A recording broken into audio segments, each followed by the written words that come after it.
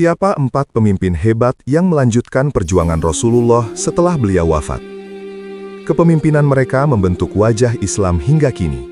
Mari kita selami kisah inspiratif Khulafaur Rasyidin, para khalifah yang diberi petunjuk. Sebuah pelajaran berharga tentang iman dan kepemimpinan. Mereka adalah Abu Bakar, Umar, Uthman, dan Ali bin Abi Thalib. Mereka memimpin dengan keadilan dan kebijaksanaan yang luar biasa. Khulafaur Rasyidin berarti khalifah yang mendapat petunjuk yang benar. Mereka memimpin dengan tuntunan Al-Quran dan Sunnah. Kisah mereka mengajarkan kita tentang kepemimpinan sejati, keberanian, dan pengorbanan demi menjaga kesatuan umat Islam. Kita mulai dari khalifah pertama, Abu Bakar As-Siddiq. Beliau adalah sahabat paling setia dan terdekat Nabi Muhammad SAW. Nama asli beliau, Abdullah bin Abi Quhafah. Beliau lahir 2 tahun setelah peristiwa Tahun Gajah. Beliau adalah orang dewasa pertama yang memeluk Islam, menunjukkan keimanan yang murni, tanpa keraguan sedikitpun.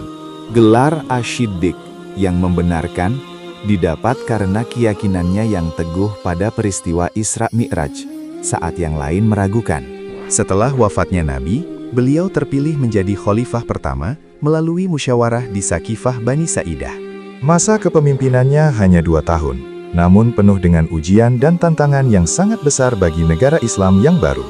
Beliau harus menghadapi masalah kemurtadan atau perang Riddah, serta munculnya nabi-nabi palsu. Dengan ketegasan beliau memerintahkan ekspedisi Usamah bin Zaid melanjutkan rencana militer Nabi.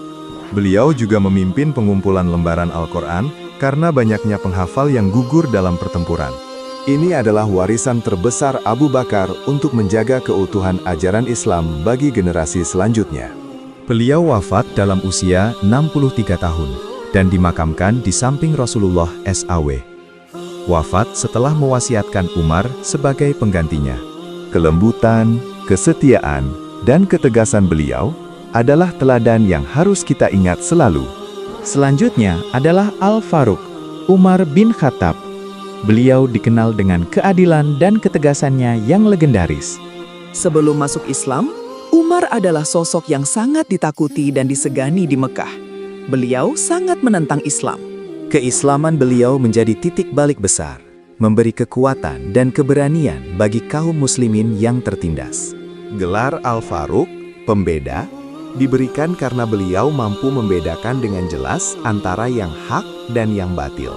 Beliau menggantikan Abu Bakar pada tahun 13H dan memimpin selama 10 tahun, membangun fondasi negara yang kuat. Di masa beliau, Islam mengalami perluasan wilayah yang sangat pesat. Kekuasaan membentang dari Mesir hingga Persia. Persia, Mesir, dan wilayah Syam, termasuk Yerusalem, berhasil ditaklukkan, namun dengan syarat damai dan keadilan. Beliau membangun sistem administrasi pemerintahan yang modern, termasuk dewan, diwan, untuk menata negara yang semakin luas. Beliau menetapkan kalender Hijriyah sebagai penanggalan resmi umat Islam, dimulai dari peristiwa hijrah Nabi. Kebijakannya yang terkenal adalah berjalan malam hari menyamar, untuk melihat langsung kondisi rakyatnya yang paling miskin. Keadilan beliau adalah legenda. Bahkan musuh dan non-muslim pun merasa aman di bawah kepemimpinannya. Sayangnya, beliau wafat syahid karena ditikam oleh seorang budak Persia bernama Abu Lu'lu'ah saat memimpin sholat subuh.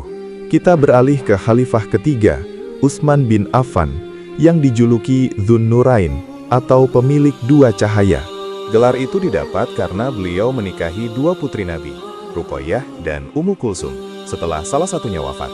Utsman adalah seorang pedagang kaya raya yang sangat dermawan, penyantun, dan dikenal sangat pemalu.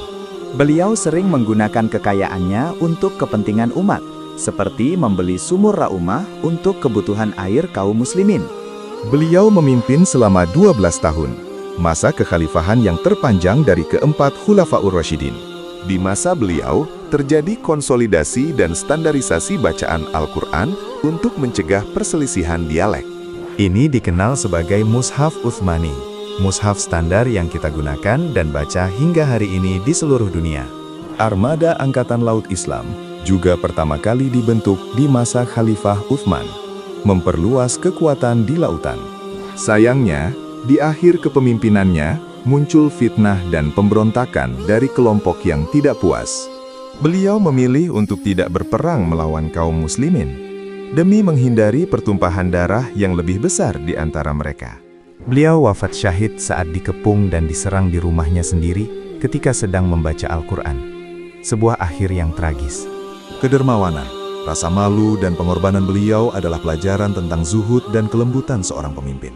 Terakhir, inilah Ali bin Abi Thalib, sepupu sekaligus menantu Nabi, suami Fatimah Az-Zahra, yang dijuluki Singa Allah. Beliau adalah anak laki-laki pertama yang masuk Islam dan dikenal sebagai pemuda yang sangat berilmu dan ahli pidato. Masa kepemimpinan Ali diwarnai dengan perselisihan internal yang sangat rumit, yang dikenal sebagai fitnah kubra. Walau demikian, beliau adalah pintu gerbang ilmu pengetahuan dan simbol keberanian sejati, hingga beliau wafat syahid oleh Khawarij. Keempat pemimpin ini, dengan karakter berbeda, mengajarkan bahwa kepemimpinan sejati selalu berlandaskan iman, keadilan, dan pengorbanan kepada Allah SWT. Mari kita teladani hikmah dari perjalanan hidup mereka. Jangan lupa like dan subscribe untuk update seru lainnya.